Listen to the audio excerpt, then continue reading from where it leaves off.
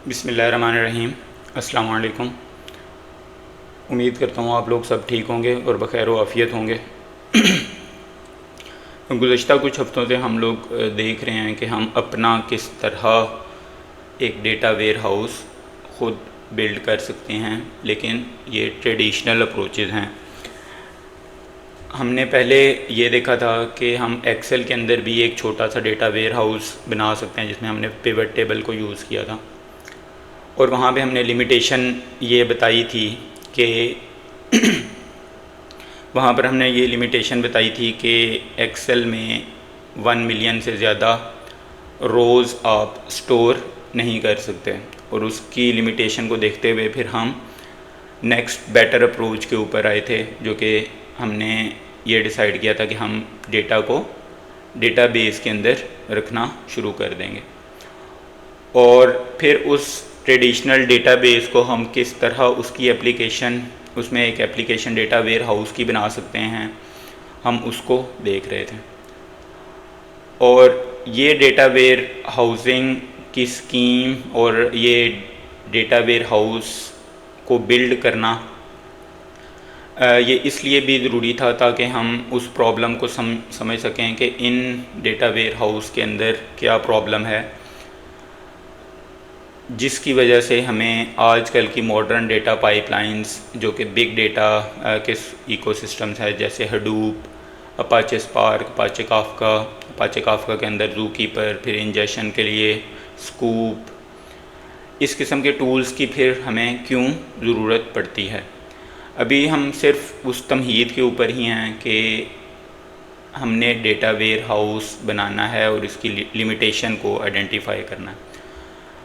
तो आज data ware house का पार्ट 3 है जो हम बिल्ड करेंगे, और उसके अंदर हमने गुज़श्ता लेक्चर के अंदर, लास्ट लेक्चर के अंदर हमने जो है वो क्यूबिंग, स्लाइसिंग और डाइसिंग देखा था।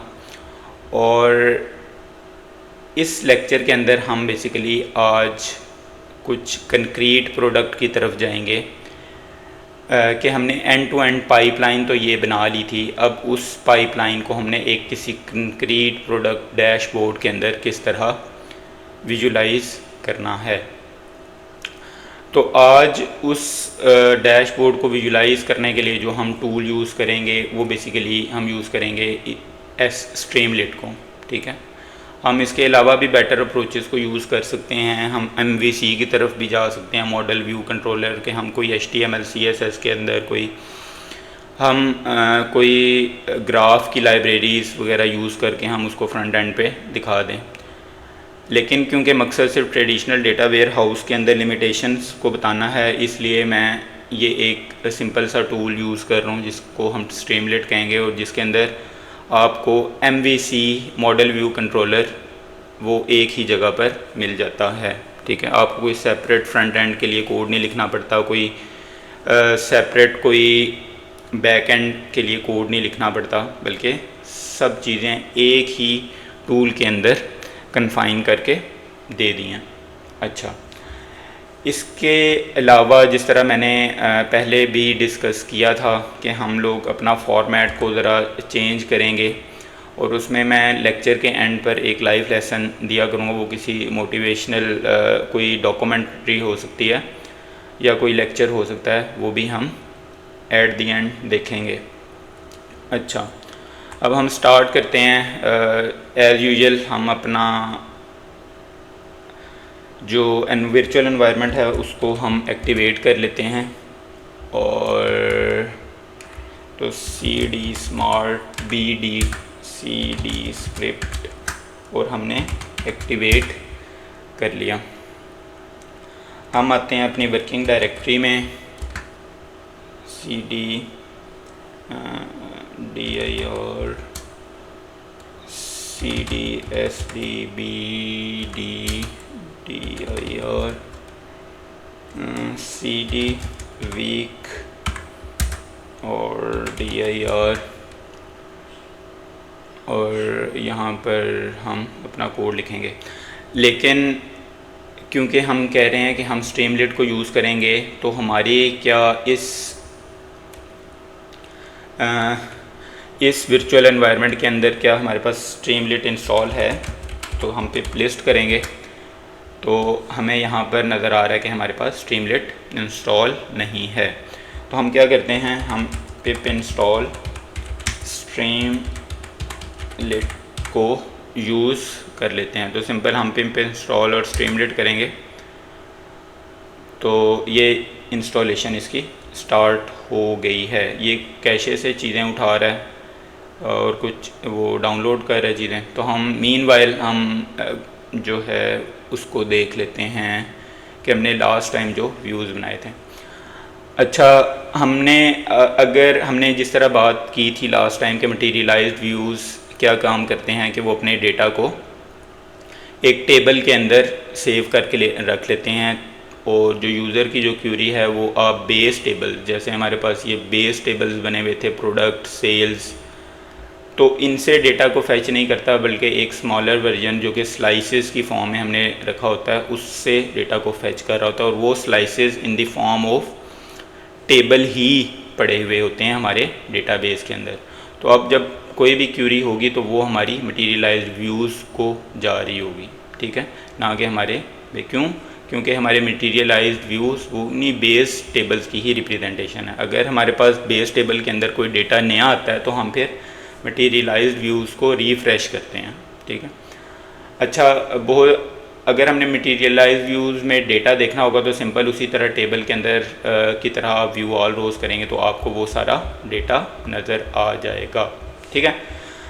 अच्छा, अब अगर आप लोग इसमें ये देखना चाह रहे हैं कि हमने कौन सी क्यूरी लगाई थी जो जिससे हमने ये मटीरियलाइज्ड व्यू बनाया था, तो आपने सिंपल उस पर राइट क्लिक करना है मटीरियलाइज्ड व्यूज़ पे और प्रॉपर्टीज़ के ऊपर जाएंगे और यहाँ पे डेफिनेशन पे क्लिक करेंगे, कोड पे क्लिक करेंगे तो वहाँ पर आपको ये क्यूरी जो हमने कल राइट की थी वो आपको नज़र आ जाएगी। अच्छा, कुछ कल मैंने आप लोगों को बहुत सी क्यूरीज़ वैसे ग्रुप की डिस्क्रिप्शन के अंदर जो हमारा यूट्यूब की वीडियो थी उसकी डिस्क्रिप्शन के अंदर भी मैंने बहुत सी क्यूरीज़ मेंशन कर दी थी कि आप मज़ीद भी मटीरियलाइज्ड व्यूज़ बनाएं। तो यकीनन आप लोगों ने देख लिए होंगे वो मटीरियलाइज्ड व्यूज़ और उनमें से कुछ मटीरियलाइज्ड व्यूज़ हम यहाँ पे मज़ीद बना लेते हैं ताकि हम उन्हें भी, शायद बहुत से बच्चों ने उसको इम्प्लीमेंट ना किया हो, तो हम मज़ीद मटीरियलाइज्ड व्यूज़ बना लेते हैं। तो उसी क्यूरी को हम कॉपी करेंगे और हमने अभी तक ये देखा था। अच्छा, क्यूरी टूल में आ जाते हैं हम मज़ीद मटीरियलाइज्ड व्यू बना लेते हैं। सेल जो मैं मंथ वाइज सेल देखना चाहता हूँ तो मैं इसका भी एक व्यू बना लेता हूँ। फिर मैं ये देखना चाहता हूँ कैटेगरी वाइज, अगर मैं कैटेगरी वाइज भी एक व्यू बना के रख लेता हूँ, ठीक है। फिर मैं डे ऑफ वीक के वीक वाइज अगर मैं देखना चाह रहा हूँ तो मैं उसका भी एक मटीरियलाइज्ड व्यू बनाकर रख लेता हूँ। फिर मैं रीजन, सेल्स बाय रीजन, और इसको भी मैं रन कर लेता हूँ। तो आप देखते जा रहे हैं कि जैसे जैसे मैं ये क्यूरी रन कर रहा हूँ तो मेरी सक्सेसफुली रन होती जा रही हैं ये कंसोल के अंदर भी। फिर इसी तरह हम बाय डे अगर देखना चाह रहे हैं तो मैंने उसकी भी क्यूरी आप लोगों को दी हुई है तो इसको भी रन कर लिया। और ये आप साथ साथ देखते जाएं कि उस सेलेक्ट 313 मीन्स के उस टेबल के अंदर ये जब मटीरियलाइज उसमें अब 313 रोज़ हैं, ठीक है। इस तरह वो बताता भी जा रहा है। और मैं अगर अब ईयर वाइज देखना चाह रहा हूँ तो अच्छा, हम ये क्यों मटीरियलाइज व्यू बना रहे हैं कि जब हम फ्रंट एंड के ऊपर डैशबोर्ड में चीज़ें दिखा रहे होंगे तो हम इन्हीं मटीरियलाइज व्यूज़ को ही इस्तेमाल कर रहे होंगे, ठीक है। तो अगर मंथ वाइज तो मैं इसे कंट्रोल V करके मैंने इसे भी सेव कर दिया। अच्छा, sale already exist, okay, sale over month, okay. अगर देख लेते हैं हम यहाँ पर बिल्कुल सेल्स ओवर मंथ हमारे पास पहले से एग्जिस्ट कर रहा है, हम इसको नहीं बनाएंगे। तो हम अगर कस्टमर वाइज देखना चाह रहे हैं या हम उस ठीक है, हम फ़िलहाल इतने ही बनाते हैं। और हम ये रिफ़्रेश किया, और अगर हम इसमें से कैटेगरी वाइज देखेंगे तो हमारे ये देखें, ये कैटेगरी वाइज हमारे पास एक सेल का टेबल बन गया। फिर हम इसी तरह डे ऑफ वीक के भी देख सकते हैं टोटल सेल्स कितनी हुई हैं, और सेल्स बाय रीजन भी देख सकते हैं कितनी। तो हम बेसिकली इन्हीं मटेरियलाइज्ड व्यूज़ को एक्सेस करके हम डैशबोर्ड के अंदर विजुलाइज करवा रहे होंगे। ठीक है, अच्छा, हम इसके साथ अब हमारे मटेरियलाइज्ड व्यूज़ बन चुके हैं, और देखते हैं कि हमारे पास स्ट्रीमलेट इंस्टॉल हुआ है या नहीं। तो ये स्ट्रीमलेट सक्सेसफुली इंस्टॉल हो चुका है। हम पे इसके साथ और भी स्ट्रीमलेट के साथ और भी डिपेंडेंसीज होती हैं जो वो साथ बाय डिफ़ॉल्ट इंस्टॉल कर लेता है। तो हम पिप लिस्ट करते हैं और देखते हैं, तो हमारे पास ये देखें स्ट्रीमलेट भी इंस्टॉल हो गई, और उसके साथ और भी बहुत सी लाइब्रेरीज इंस्टॉल हो चुकी हैं। अच्छा, अब हम एक कोड एडिटर ओपन कर लेते हैं, और अब हम अपने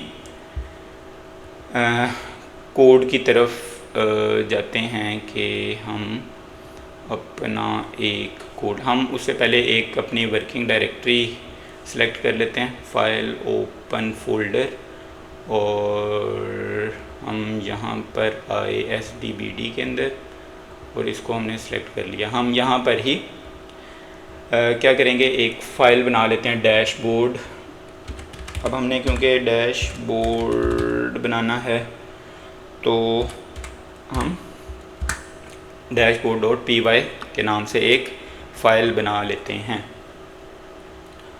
अच्छा, हम इसके अंदर अभी जो चीज़ें हम सिर्फ विजुलाइज़ करेंगे वो सिर्फ़ और सिर्फ हम दो ही चीज़ें करेंगे कि सेल्स बाय हम ईयर को विजुलाइज़ करवा रहे होंगे, और सेल्स बाय मंथ को हम विजुलाइज़ करवा रहे होंगे।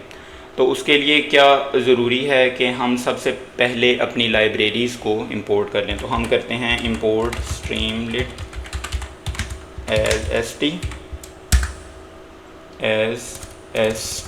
टी, ठीक है, और हम एक इंपोर्ट पैंडास कर लेते हैं एज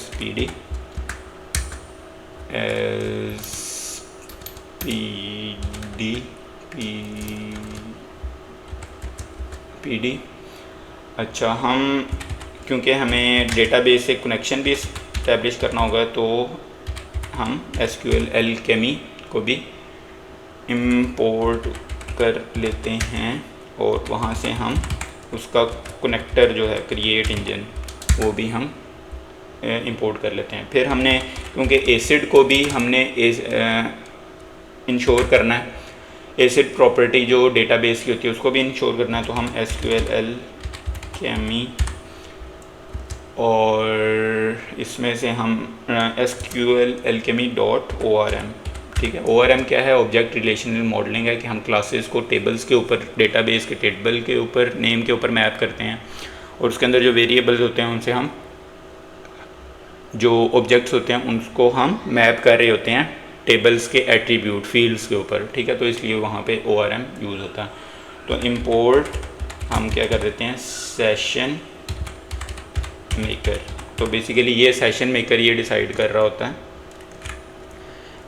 कि आपने एसिड को रोल बैक्स करने हैं या रोल बैक, रोल अप, जो इस किस्म की चीज़ें हैं वो आपने अगर करनी है तो वो ये सेशन मेकर आप को वो फैसिलिटी प्रोवाइड कर रहा होगा।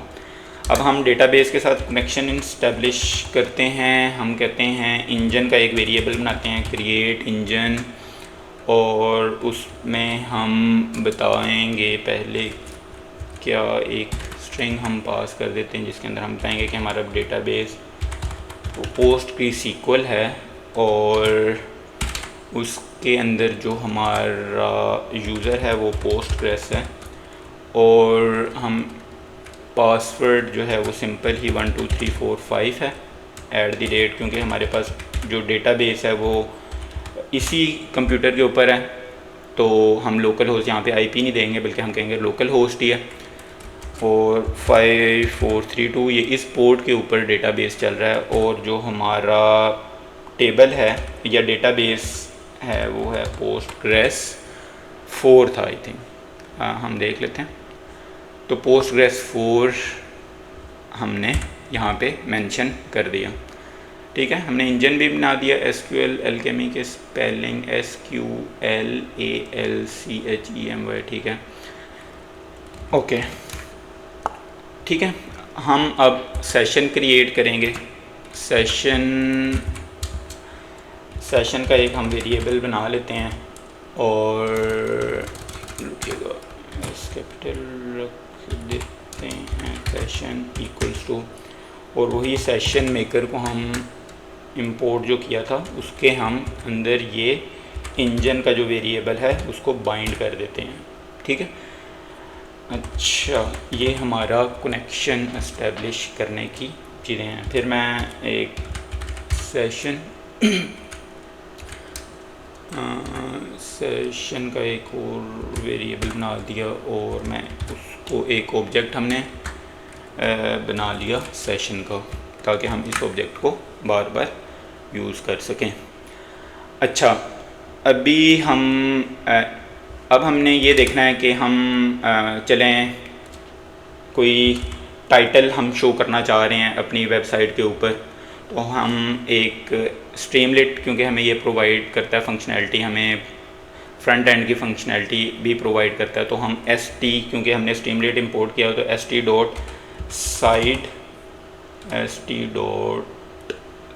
sidebar और डॉट टाइटल, और उसमें हम कह देते हैं, मैं कहता हूँ smart document data warehousing.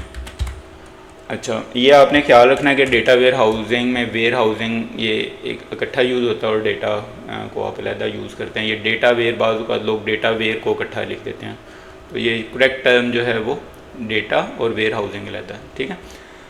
अच्छा, अब हमने क्या करना है, एक हम ये कर दें, क्योंकि हमने ड्रिल डाउन और ड्रिल अप जाना है कि हम कभी ईयर में ऊपर जा रहे होंगे, कभी ईयर के अंदर हम मंथ्स के अंदर जा रहे होंगे, और मंथ्स के अंदर कभी हम डे ऑफ वीक के ऊपर जा रहे होंगे, और कभी हम डे के ऊपर जा रहे होंगे। तो हमें एक ड्रिल डाउन टाइप, एक हमें ड्रॉप डाउन लिस्ट भी चाहिए होगी ताकि यूज़र सेलेक्ट कर सकें।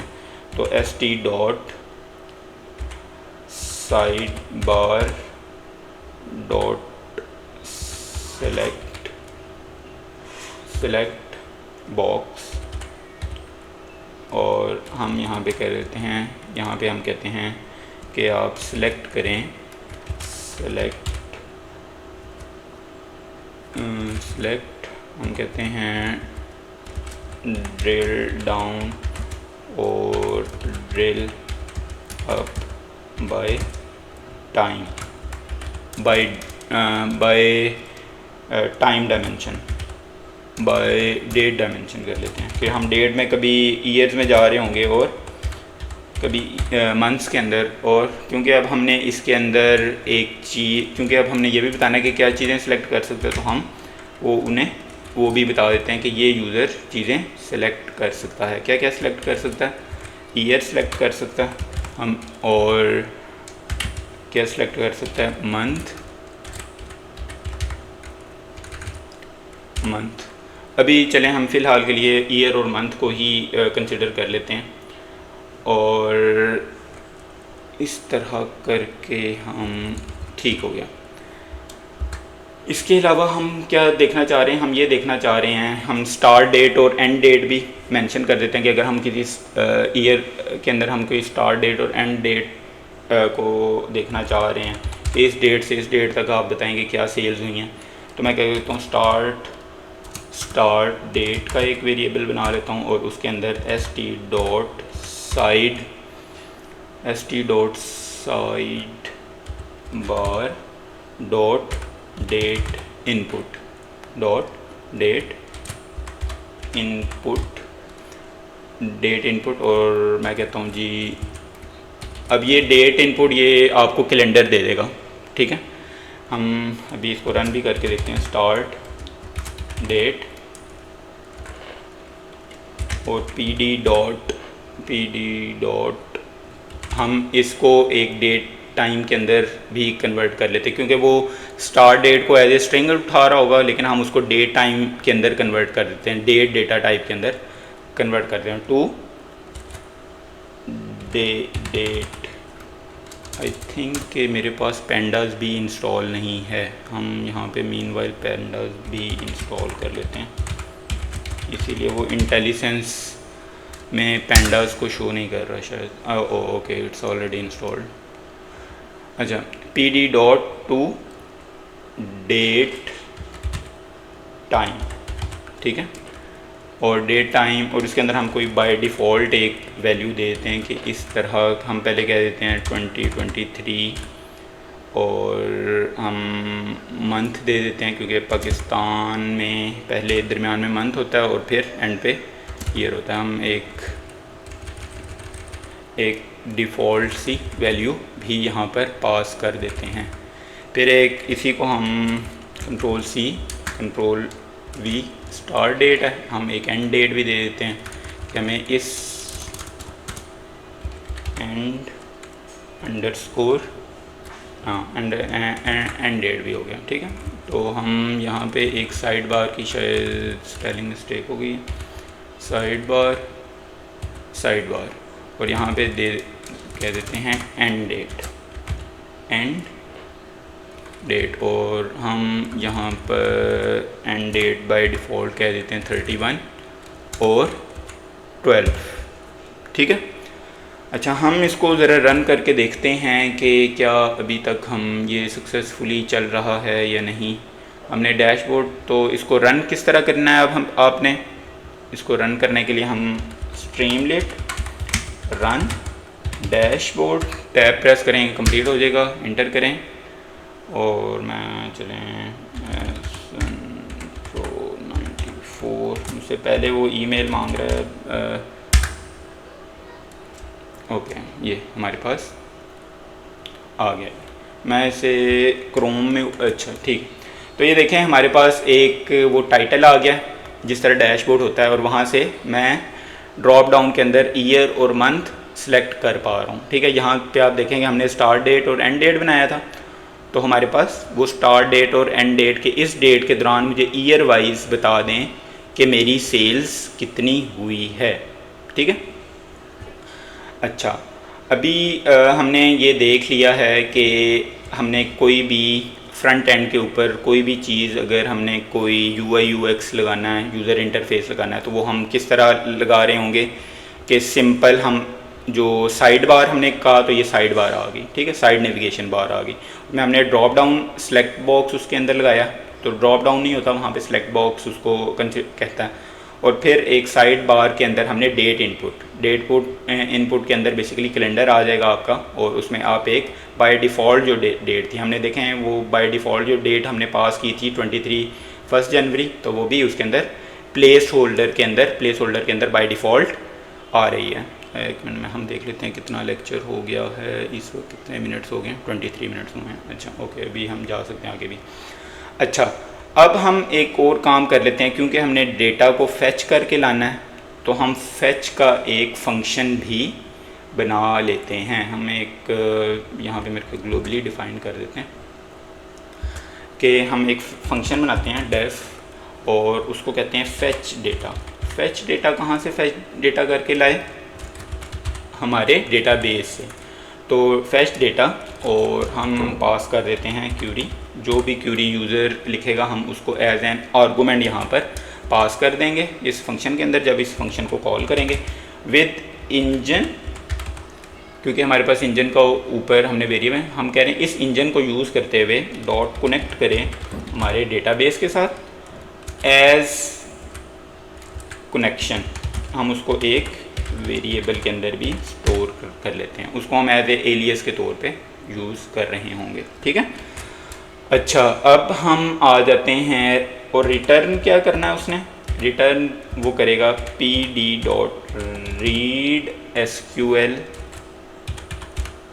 एक क्यूरी हमें रिटर्न कर रहा होगा और हम साथ ही एक कनेक्शन भी हमें रिटर्न कर रहा होगा ये, ठीक है। एक क्यूरी का जो है वो रिज़ल्ट हमें भी रिटर्न करना होगा और कनेक्शन भी हमें वापस दे रहा होगा, ताकि हम उसको वो कर सकें, क्लोज़ भी कर सकें, क्लोज सेशन भी कर सकें, ठीक है। अच्छा, अब हम एक और काम कर लेते हैं कि हम ये कहते हैं कि अगर यूज़र, अब हम लॉजिक की तरफ आते हैं कि अगर यूज़र ड्रिल डाउन, ठीक है, ड्रिल डाउन के अंदर, क्योंकि हमने ड्रिल डाउन का ऊपर वेरिएबल ये बनाया है, तो हम कहते हैं अगर यूज़र इसमें से ईयर को सिलेक्ट करता है, ठीक है, क्योंकि हमने यहाँ पर ईयर पास किया, अगर यूज़र ईयर को सिलेक्ट करता है तो क्या काम करे, तब ये वाली क्यूरी फायर होनी चाहिए। तो वो क्यूरी QUERY क्यूरी, और हम उसके अंदर एक फॉर्मेट के अंदर हम ये क्यूरी पास कर देंगे, ठीक है, ठीक है। हम अच्छा इसके अंदर हम ये, इसके अंदर जो भी हम लिखेंगे क्यूरी वो डायरेक्टली हमारे डेटाबेस के अंदर जाएगी। और यहाँ पर आपने क्यूरी बिल्कुल उसी तरह लिखनी है जैसे आप किसके अंदर लिखते हैं, जैसे आप डेटाबेस के अंदर ये क्यूरी टूल के अंदर आपने क्यूरीज लिखी थी, ठीक है। तो हम उसी तरह बिल्कुल क्यूरीज यहाँ पे लिखेंगे। तो हम कहते हैं कि हम अब क्यूरी हम किसको कर रहे होंगे, हम क्यूरी मटीरियलाइज्ड व्यूज़ को ही कर रहे होंगे। तो सेलेक्ट, अच्छा हम थोड़ा सा और फॉर्मेट बेहतर कर देते हैं। सेलेक्ट किसको सिलेक्ट करें, सेल अंडरस्कोर ईयर, ये जो है उसमें पहले से मटीरियलाइज व्यू के अंदर एक नया कॉलम बना था, हम इसे बाद में देखते हैं, ठीक है। सम किसको करें, टोटल सेल्स अमाउंट में को, ठीक है, ये भी हमारे पास उस मटीरियलाइज व्यू के अंदर एक नया कॉलम बन गया था, टोटल सेल्स अंडरस्कोर अमाउंट, ठीक है। और इसको हम कहते हैं as total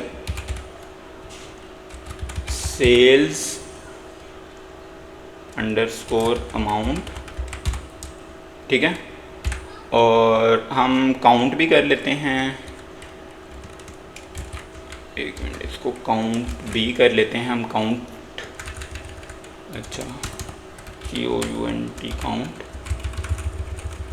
total sales by count, COUNT count as total sales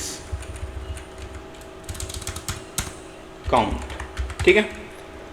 अच्छा, हम इसके एंड पे ये कोमा नहीं लगाएंगे वरना एरर देगा। हम अब क्या कर रहे हैं, फ्रॉम, अब फ्रॉम में क्या आता है, टेबल आता है। टेबल कौन सा होगा, मेरा मटीरियलाइज्ड व्यू वाला, ठीक है, जो हमने सेल्स ओवर ईयर के नाम से मटीरियलाइज्ड व्यू बनाया था, वही एज ए हमारे पास टेबल भी यूज़ हो रहा होगा, ठीक है।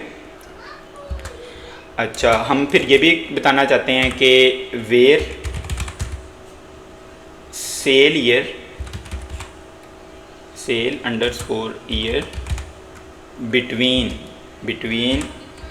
क्योंकि हमने एक रेंज भी बतानी है कि इस रेंज से इस रेंज के अंदर, तो हम क्या करेंगे, सेल डेट जो थी, स्टार डेट, सॉरी, ये जो स्टार डेट का वेरिएबल, हम उसमें से कहते हैं कि सिर्फ ईयर को सिलेक्ट करें, ठीक है, between control V star date dot year,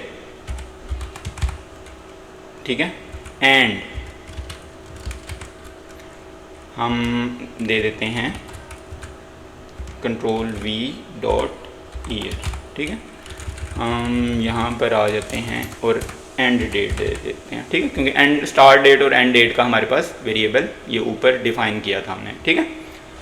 अच्छा, हमने ग्रुप बाय करना है। अब ग्रुप बाय ये वही क्यूरीज हैं जो हमने क्या यूज़ की थी, जो जब हमने मटीरियलाइज व्यू बनाते हुए की थी, वही उसी तरह की क्यूरी है कि हमने सेल ईयर और ऑर्डर बाय, हम क्या करेंगे, ऑर्डर बाय ऑर्डर बाय, हम कहते हैं वो भी सेल अंडरस्कोर ईयर, ठीक है, और हम यहाँ पे टर्मिनेट कर देंगे, ठीक है। अच्छा, अब तो हमारी ये क्यूरी सिर्फ वहाँ पर जाकर हिट होगी, ठीक है, लेकिन अभी भी हमने ये मेंशन नहीं किया कि जब वो क्यूरी हिट होगी तो उसका फॉर्मेट जब नज़र आएगा तो वो किसके अंदर हमें डेटा देगा, टेबुलर फॉर्म के अंदर डेटा हमें विजुलाइज करेगा, बार चार्ट के अंदर विजुलाइज करेगा, या हमें लाइन चार्ट देगा। तो हमने अब वो डिफ़ाइन करना है यहाँ पर, ठीक है।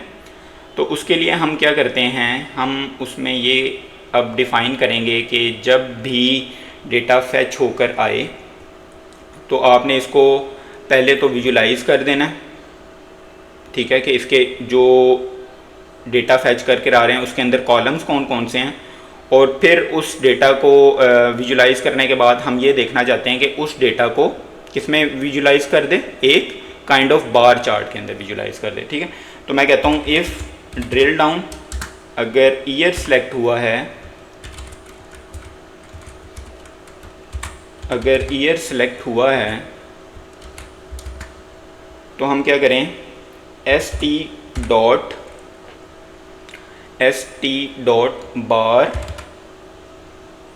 बार चार्ट, और हम कहते हैं data dot set index, set, क्योंकि सेट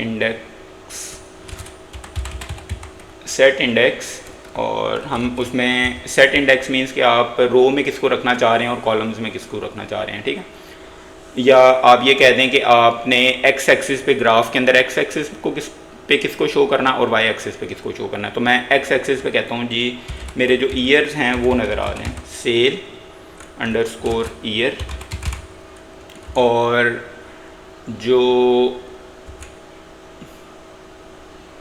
जो मेरे वाई एक्सिस है वहाँ पर हम क्या शो करें,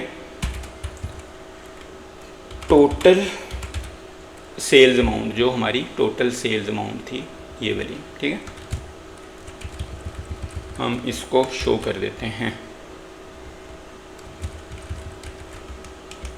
ठीक है। और हमने ड्रिल डाउन भी हमने कर दिया। अच्छा, एक चीज़ और रह गई है कि मैंने कहा था कि हम टेबुलर फॉर्म में भी डेटा को शो करेंगे। तो पहले तो हम अभी हमने इस वाले फंक्शन को क्या नहीं किया, हमने कॉल नहीं किया। तो हम फेच डेटा और उसके अंदर हम क्यूरी को पास कर देते हैं, जो हमने क्यूरी लिखी थी, ये वाली जो क्यूरी हमने लिखी थी QUERY, वो हम पास कर देते हैं, ठीक है। और हम ये कहते हैं कि उसको एज ए डॉट राइट भी कर दे, उस डेटा को पहले दिखा भी दे फ्रंट एंड पर, ठीक है। तो मैं कहता हूँ डेटा फ्रेम कॉलम्स, ठीक है, और कॉलम्स में क्या शो करें, जो हमारे इस वेरिएबल के अंदर वो सारा डेटा आया उसके कॉलम्स भी शो कर दें, data dot column COLUMNS columns, ठीक है। अच्छा, इसके अलावा हम क्या चाहते हैं, हम ये भी बता देते हैं, बल्कि एक मिनट रुकें, इसको हम ये भी कह देते हैं कि जो जिस क्राइटेरिया पे हुआ है, कंट्रोल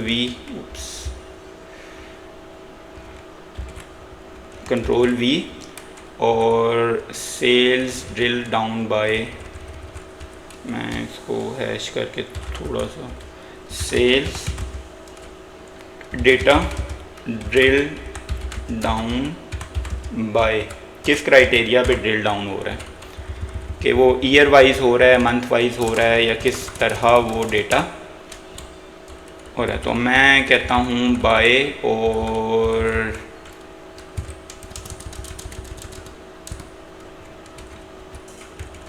ड्रिल डाउन का मैं वेरिएबल पास कर देता हूँ, ठीक है, ठीक हो गया। और st dot right data, st dot right WRITE right, और हम क्या ये पास कर देते हैं वेरिएबल डेटा का, ठीक है। अच्छा जी, अब हम इसको दोबारा रन करते हैं। दोबारा रन करने की ज़रूरत नहीं है, आप सिंपल उसी पेज को रिफ़्रेश कर दें। तो हम इसको रिफ़्रेश करते हैं। उप्स ओके, शायद वो मैंने ज़्यादा, एक मिनट रुकिएगा, यहाँ पे तो हमने ये शायद 4 पास कर दिए हैं, ये सिर्फ 3 ही होती हैं, ठीक है। ओके, और इसको हम थोड़ा सा, मेरे ख्याल से इंडेंटेशन का इशू है, इसको हम किस तरह सॉल्व कर सकते हैं। ठीक है, हम इंडेंटेशन इसकी थोड़ी सी मज़ीद बेहतर कर लेते हैं, और ये 3 में आ गया। और अब हम इसको दोबारा रिफ़्रेश करते हैं। st.write सिंटैक्स एरर, st.write, हमने यहाँ पे कोई सिंटैक्स का इशू किया है। अच्छा, syntax issue in st dot, किस लाइन पे है ये, लाइन 42 के ऊपर हमने st.write data frame st dot columns में हमें क्या करना है कि यहाँ पे शायद सॉरी, यहाँ पे हमने ये चीज़ नहीं मेंशन की थी, ठीक है। अब हम इसको दोबारा रिफ़्रेश करते हैं। ओ सॉरी, फिर हमारे पास इशू आया है। अच्छा, वो उसे हमने इससे बाहर कर दिया, हमने इससे भी, ये इसके अंदर होगा, ठीक है। और इसको हम ख़त्म कर देते हैं एक, और ये शायद यूँ हो गया था, ठीक है। तो ये माइन्यूट सी मिस्टेक्स थी सिंटैक्स की, इसको हम दोबारा रिफ़्रेश करते हैं। अब फिर आ रहा है कहाँ पर, if drill down, drill down, हम किस लाइन पे है, 47 पे, 47 पर इफ़ ड्रिल डाउन, हम शायद हमने एलिफ का ब्लॉक नहीं लिखा, तो हम एक एलिफ का भी ब्लॉक लिख लेते हैं। हम कहते हैं एलिफ, क्योंकि इफ़ के बाद elif drill down equals to, हम कहते हैं हमने मंथ भी पास कर दिया, और हमें फ़िलहाल के लिए यहाँ पे सिंपल पास लिख देते हैं, क्योंकि ड्रिल डाउन के अंदर हमारे पास मंथ भी है। अच्छा, इफ़ इसको थोड़ा सा हम नीचे ले जाते हैं, और अब हम इसे रन करते हैं। Syntax error, if drill down equal two year, sorry, हमने एक इक्वल टू डाला, तो हम इक्वल टू कर लेते हैं। अब हम रिफ़्रेश करते हैं, तो ये खुद ही रिफ़्रेश होना शुरू हो गया है। हमने मंथ में भी नहीं किया शायद, तो मंथ में भी 2 इक्वल आएंगे, क्योंकि हम कंपैरिजन ऑपरेटर लगा रहे हैं, ठीक है। अच्छा, अब हम इसको रिफ़्रेश करते हैं, सॉरी, हमने इसके बाद एक कॉलन भी नहीं लगाया था। अब हम इसको देखते हैं, रिफ़्रेश करते हैं, तो इज़ नॉट डिफ़ाइंड, कहाँ पर डिफ़ाइन नहीं किया हमने, end date dot is name end date, end date हमने लिख दिया है। किस लाइन पे एरर है, ये लाइन एरर है 31 पर, तो 31 लाइन पर हम जाते हैं, तो ये हमने बाय मिस्टेक 2 दफ़ा लिख दिया। तो एंड डेट डॉट ईयर, और कहाँ पर है हम, तो ये देखें हमारा डेटा विजुलाइज होना शुरू हो गया है, कहाँ पे, कॉलम्स के अंदर आ गया। अब are in none of sales year का कोई कॉलम नहीं है, तो हम देखते हैं क्या हमारा सेल ईयर का वाकई कॉलम नहीं है। सेल्स ओवर ईयर हमने इसको ऑल रोज़ किया, तो बिल्कुल सेल्स ईयर नहीं है, हमारे पास सेल ईयर है। तो यहाँ पर हमने एस का इजाफा किया, लेकिन ये कौन सी लाइन के अंदर एरर है? ये एरर है 49 में। तो हम 49 में जाते हैं और यहाँ पर हम क्या कर देते हैं, सेल ईयर कर देते हैं। ठीक है, अब हम विजुलाइज करते हैं डेटा को। तो अगर हम विजुलाइज करते हैं, सॉरी मैं बार बार दूसरे टैब में चला जाता हूँ। तो ये देखें हमारे पास 2023 का, कि हमारे पास 2023 के अंदर टोटल 12 मंथ्स का जो काउंट था उसमें 5,02,794 रुपीज़ की सेल हुई थी। और यहाँ पे हमने उनके कॉलम्स को भी यहाँ पे विजुलाइज कर दिया था कि किन कॉलम्स को हम कंसिडर कर रहे हैं। तो यही था। इसी तरह आप मंथ्स को भी इसी तरह, जिस तरह हमने सेलेक्ट ईयर का किया है, उसी तरह आप सेलेक्ट बाय मंथ भी कर सकते हैं। और इसी तरह वो आप क्यूरी लिखेंगे और आप उस डेटा को फ्रंट एंड के ऊपर विजुलाइज कर लेंगे। तो बस आपने थोड़ा सा सिंटैक्स का ख्याल रखना है और सारी चीज़ें हो जाएंगी। अब हम आते हैं कि हमने ये कहा था कि अच्छा, अब ये देखें कि हमने वो end to end data warehouse को अचीव कर लिया है। कि हमने डेटा की इंजेक्शन देखी, सिंथेटिक डेटा जनरेट किया, स्टार स्कीमा बनाया, डेटा की इंजेक्शन की, क्यूबिंग स्लाइसिंग की, और आज हमने डेटा डैशबोर्ड को भी विजुलाइज कर दिया। एक वेब डैशबोर्ड भी हमने बना दिया। और इस डैशबोर्ड को आप कहीं भी लोकली होस्ट कर सकते हैं। अपने अगर ऑर्गेनाइजेशन के अंदर आपके पास सिस्टम है तो आप इसको अपने आईपी से भी एक्सेस कर सकते हैं। जैसे आप देख रहे हैं यहाँ पे आपको आईपी भी मिल रहा होगा। तो ये अगर आईपी आप पूरी ऑर्गेनाइजेशन के अंदर डिसिमिनेट कर देंगे तो वो सब जो ऑर्गेनाइजेशन के अंदर लोग हैं वो इस डेटा वेयर हाउस को एक्सेस कर पाएंगे। ठीक है, तो इसी तरह आप मंथ का भी, ईयर भी, सिलेक्ट बाय कैटेगरी की तरह की भी क्यूरीज आप इसके अंदर इस तरह बना सकते हैं और उसे वन बाय वन सेलेक्ट करके आप डेटा को विजुलाइज फ्रंट एंड के ऊपर कर सकते हैं। अब हम आते हैं कि हमने ये डिस्कस किया था कि हम लाइफ लेसन के ऊपर आएंगे। तो invest on yourself by Jim Rohn. तो आज का लाइफ लेसन हम उस पर जाते हैं। तो this is the more than you've got. life lesson. Learn to work harder on yourself than you do on your job.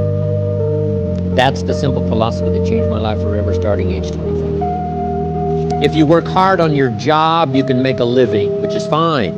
If you work hard on yourself, you can make a fortune, which is super fun.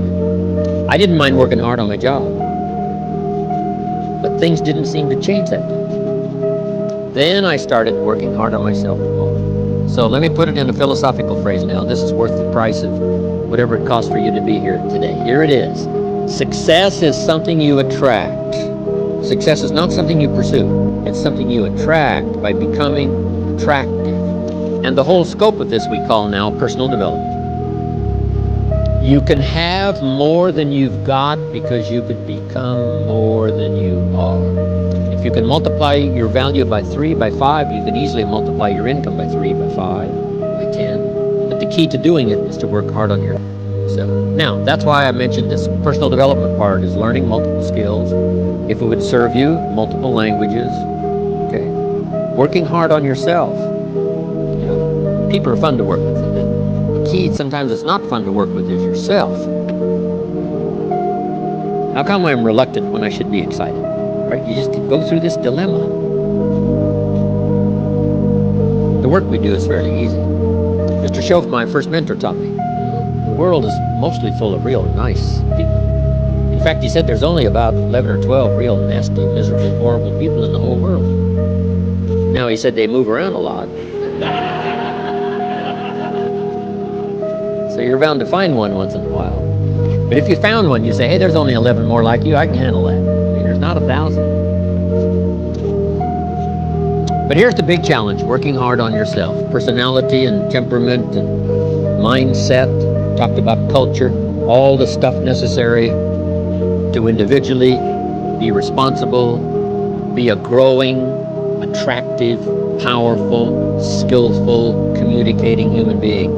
And the world belongs to you. Everything changed. अच्छा, इसी life lesson के साथ मैं अपने lecture का इख्तिताम करता हूँ। Good luck to all of you, और इसी तरह आसानियाँ बखेरते रहें आप लोग भी। अस्सलाम वालेकुम।